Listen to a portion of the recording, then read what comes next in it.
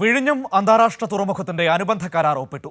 മുഖ്യമന്ത്രിയുടെ അധ്യക്ഷതയിൽ സംസ്ഥാന സർക്കാരും അദാനി വിഴിഞ്ഞം പോർട്ട് പ്രൈവറ്റ് ലിമിറ്റഡും തമ്മിലാണ് കരാർ ഒപ്പുവച്ചത്.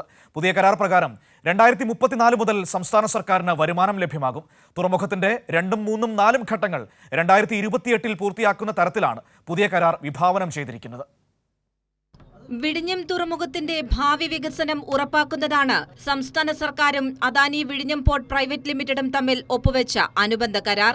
ആദ്യ കരാർ അനുസരിച്ച് ലഭിക്കുന്നതിനേക്കാൾ കൂടുതൽ വരുമാനം സർക്കാരിന് ലഭിക്കുന്ന നിലയിലാണ് പുതിയ കരാർ വിഭാവനം ചെയ്തിരിക്കുന്നത്. സംസ്ഥാന സർക്കാരിന് തുറമുഖ വരുമാനത്തിന്റെ വിഹിതം ലഭിച്ചു തുടങ്ങുക 2039 മുതലായിരുന്നു. അതിൽ പുതിയ കരാറിൽ മാറ്റം വരുത്തി 2034 മുതൽ സർക്കാരിന് വരുമാനം ലഭിക്കുമെന്ന് മന്ത്രി VN വാസവൻ പറഞ്ഞു. നമുക്ക് വരുമാനം 2034 മുതൽ ലഭിച്ചു തുടങ്ങുകയും ചെയ്യും എന്നുള്ളതാണ് ഇപ്പോഴത്തെ കരാറിൻ്റെ സവിശേഷത. അത് നമുക്ക് കുറേ കൂടി ആദായകരവും നമുക്ക് ലാഭകരവുമായി മാറുന്നു.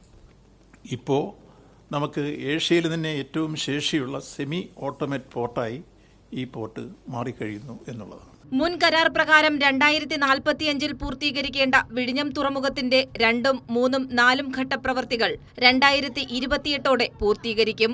നേരത്തെയുള്ള കരാറിൽ നിന്ന് വ്യത്യസ്തമായി തുറമുഖത്തിന്റെ മുഴുവൻ ഘടകങ്ങളും ഇതോടെ പൂർത്തിയാകും. ഈ രീതിയിൽ നിർമ്മാണം പൂർത്തീകരിക്കുന്നത് വഴി തുറമുഖത്തിന്റെ മിനിമം സ്ഥാപിത ശേഷി പ്രതിവർഷം 30 ലക്ഷം കണ്ടെയ്നറായിരിക്കും. ഓട്ടോമേറ്റഡ് സംവിധാനങ്ങൾ ഉപയോഗിക്കുന്നത് വഴി തുറമുഖത്തിന്റെ ശേഷി പ്രതിവർഷം 45 ലക്ഷം TEU വരെയായി ഉയരും. സംസ്ഥാന സർക്കാരിന്റെ VGF വിഹിതമായി അദാനി കമ്പനിക്ക് നിർമ്മാണവേളയിൽ നൽകേണ്ടിയിരുന്ന 408.9 കോടി രൂപ 365.1 കോടി രൂപയായി കുറച്ചു. വയബിലിറ്റി ഗ്യാപ് ഫണ്ട് സംസ്ഥാനത്തിന് കേന്ദ്രം ഗ്രാന്റായി തന്നെ അനുവദിക്കണമെന്നും മന്ത്രി ആവശ്യപ്പെട്ടു. വീണ്ടും നമ്മൾ കേന്ദ്രത്തെ സമീപിക്കും. നമുക്ക് പ്രതീക്ഷയാണുള്ളത്. കാരണം ഇത് മറ്റുള്ളവർക്ക് കൊടുക്കുകയും നമുക്ക് തരാതിരിക്കുകയും ചെയ്യുന്നത് ശരിയല്ലോ. ആ രൂപത്തിൽ തന്നെ നമ്മൾ കേരളം ഇന്ത്യൻ യൂണിയന്റെ ഭാഗമല്ലേ. ഒരു ഫെഡറൽ സംവിധാനത്തിൽ നിന്ന് പോകുന്ന സ്റ്റേറ്റ് എന്ന രൂപത്തിൽ കേന്ദ്രത്തിന് ബാധ്യതയില്ലേ നമ്മളെ എല്ലാ മക്കളെ ഒരുപോലെ കാണാൻ. ഒരു മകന് കൂടുതൽ കൊടുക്കുക, ഒരു മകന് കൊടുക്കാതിരിക്കുകയും ചെയ്യാൻ രൂപത്തിലേക്ക് ശരിയാണോ?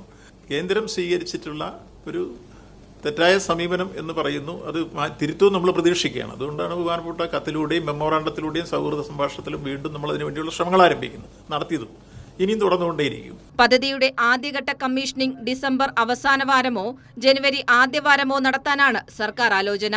കൈരളി ന്യൂസ്, തിരുവനന്തപുരം.